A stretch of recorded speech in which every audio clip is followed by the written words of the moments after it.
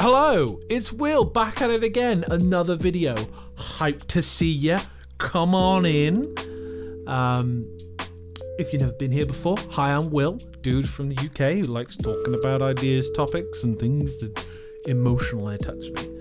And today I want to talk about the hidden cost of connection. So let's jump into it. What do I mean by that? Hidden cost of connection. Because I feel like a lot of people talk about this, right? Like I'm thinking about social media, right? I'm thinking about what is that doing to us? What are those hidden costs, right? So this idea of constant connection, I guess that's what I want to point out first, right? What is constant connection? I guess I'm defining it as like constantly being plugged into the collective data set of the human experience, right? That comes mostly for most of us through social media. And I'm very conflicted about this because I think initially I was like one of the people that was like raised in the inception and the era of social media, right? I was there when Facebook started. I was back in the Bebo days, back in Tribal War days. I think that game's still going. Shout out to Tribal Wars. Maple Story, MSN Messenger, Skype, back in the day, right? And early Facebook, Twitter, etc. Now X. But back then it was kind of exciting. It was exhilarating, right? It was very stimulating for my young mind. But I guess some things I noticed even then was like, this is kind of like weird, and I kind of feel bad for being on this all the time. I didn't really have the words to explain why then, right? Because I was like constantly connected. I was like talking to my friends via Messenger and whatnot. But I think even then, like, it would mainly to just be like organized and hanging out, right? But now it's gotten to this new extreme that I think a lot of us are in, right? And this idea of being constantly connected to our influencer, a YouTuber, I guess I'm trying to do that here, right? But like being connected all the time, like, is that good for us? What does that do to us? What is normal in our slow biology, right? Our brains are slow. Our emotions especially are very slow. Don't know if you noticed this, but it takes a lot longer to emotionally accept an idea than it does to like logically accept it, right? That's something I certainly experienced where I'm like, logically, yeah, like I know this now and I shouldn't be mad, but I am still mad. And that's because my experience of my emotional brain is like it's slower. It's a lot slower than the logical brain. And in a lot of studies back this up. A lot of my experience as a practitioner backs this up of 4,000 plus hours of like doing one-on-one sessions or group sessions with people.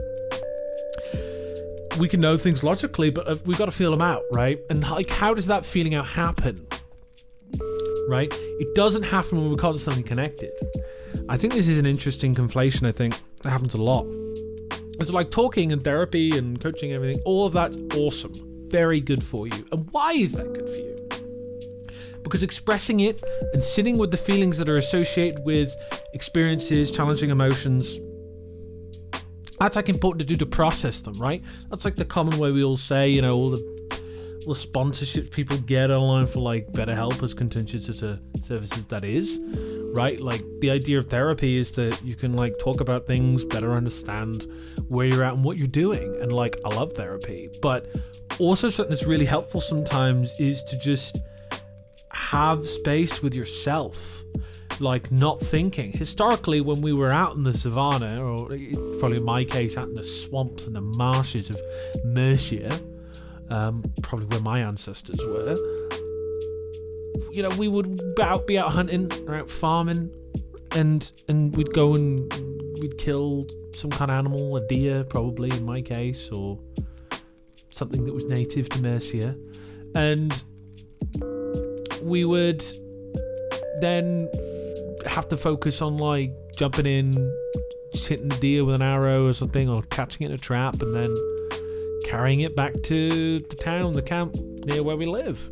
And there's a moment of intensity, right, where you strike, But there's a lot of lull moments. There's a lot of being present in the zone, in the moment, right? And you can have that adrenaline and that cortisol rushing through your system, jumping and attacking a creature. And there's like a lot of stress built up in our bodies, like the kind of stress maybe we'd even experience in our day-to-day life now, right? But the problems are way more abstract. There's like no clear line, right? People are working all the time. People are burnt out. People are exhausted from all the constant information we're being bombarded with. And like, it's not natural, right? Like, there's been no other generations in history. We've got like Gen Alpha, I guess, coming through now, and they've only ever known technology. They've only ever known this constant overstimulation that poses as connection.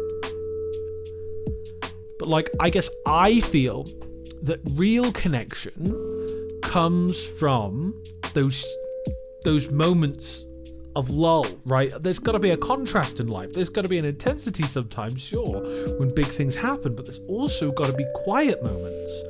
Otherwise, we can't digest and process the meaning. And when we digest and process that meaning, then like that's where connection happens, I feel, right? You've got to like go through things with people and then have moments to kind of reconcile that, moments to reflect on that, moments to appreciate each other and the journey you've been on. Like, I think this is like what I give a huge thumbs up to the military for, or air forces or whatever. Like, personally, I'm probably ideologically opposed to militaries in general because I'm a big peace and love hippie at heart. But I really appreciate that those people go through a shared struggle and that has them build connections, right? And like, we don't get that in our world that much anymore, right? Like, I don't know if you feel this. Like, I feel this. It's like hard to connect with people now, right? Because we're all kind of in our lanes, segmented down our certain roads, where we feel that we have to have something in common to connect with somebody. We both have to like the same show, or both have to like the same football club, or we both have to want to drink craft beer, or whatever, right? And like I don't think connection works like that. I think being around people and like having experiences with people and talking about those experiences in the moment, that's like what connects people. And as you have more experiences together and you're open to talking to anyone, which is really hard, right? In this day and age, when I feel, especially for younger generations, I'm probably in the absolute tail end of younger generations, we have way less time in the world with people. And then we get these ideas of how the world is, right? Oh, people are like this, people are like that, because we see extremes online. And then like, we don't want to connect with the world. We don't want to be in the world that much. Because there's like this over-heightened danger at that point, right? There's like, oh no, we're going to get messed up by the invisible specter of hatred and social violence. And I think that's really sad, because I actually think constant connection leads to disconnection. Because like, we don't work that way. We don't work on a constant stream of more.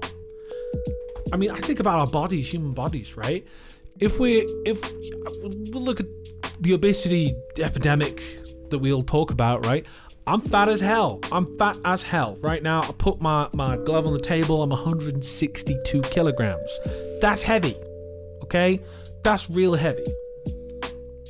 I've lost weight. That's cool. I'm a Manjaro. That's cool. But like, I'm here because my assumption was historically more is better. Also, I had really challenging relationship with food because managing emotions.